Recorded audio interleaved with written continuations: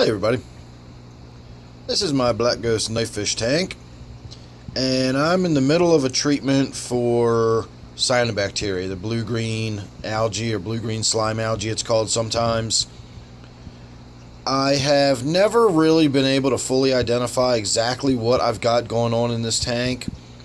I'm sure there's cyanobacteria in there, there's just no doubt about that, but I also think I've got the green filamentous algae, the maiden's hair algae, and I think it all sort of grows together and sometimes it forms mats, and it's just really tough stuff. I've never been able to get it out of the tank.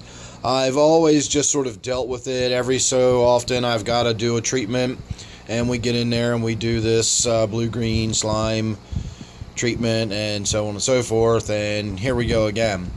So I'm halfway through the treatment. I've done it for 2 days. Theoretically, I should be done. I can do a water change, and then we'll get in there, and everything will be fine. But you can see we're nowhere near there. So I'm going to get in there, and I'm going to do a water change, and then I'm going to just retreat the tank, and we'll see how far back we can knock it. So I'm interested to see that actually some of the red stuff is starting to die off a little bit too, it looks like. And I do have some of the red cyanobacteria treatment for marine tanks, and I've heard people say you can use that in fresh and it will kill off the cyanobacteria, so maybe we'll give that a shot after I look into that a little bit more and see what's going on with that, because this tank really could use it. This tank is just bad. If you'll notice way back here, I've got some of those sort of thick mats of that nasty green stuff. I'll get in there physically and try to remove some of that as much as I can and get all that out, but it's sort of dying off and it looks kind of weird. And so again, I'm not ever 100% sure how much of this is cyanobacteria, how much of it is algae, what kind of algae is it. You know, I'm not sure. This is one of my original tanks. When I started it up, all I did to treat the rocks was scrub them with a scrub brush under some cold water. I treated the wood the same way. I just gave it a good scrub down to make it look pretty, and I just didn't really think I'd be bringing anything into the tank that wasn't some sort of natural aquatic something or other anyway,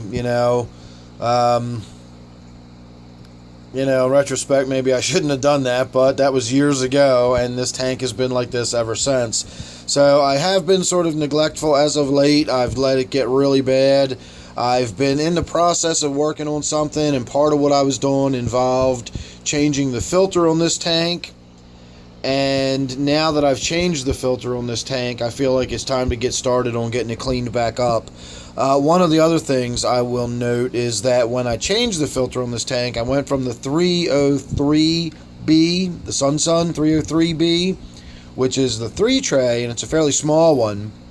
I moved it up to the 304B, which is the standard 4 tray canister filter that we're all familiar with. And if you'll notice in the back, I've got a good portion of the spray bar facing either forward or sort of upwards and forwards.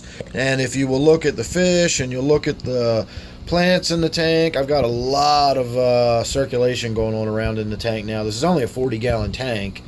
So I think I might get in there when I'm doing my water change and adjust the spray bar and either have the spray bar angled a little more upwards so it gives a little more surface agitation but a little less circulation, or I can actually angle some of it down the back glass and it'll sort of help kick stuff up off the bottom and help keep the caves and all those little structures clean. But that will also add current. It'll just be a little less visible current. It won't be quite so noticeable if I do it that way. So I don't know. We'll see. This isn't going to be a before and after video or anything like that. I'm just kind of talking about what I'm going to do here. I'm kind of putzing around doing several different things tonight. So at some point we're going to get on with doing the water change in here. And then, I'll retreat the tank and so on and so forth. And in a few days, we'll do an update video on it. And we'll see how it looks after the second treatment.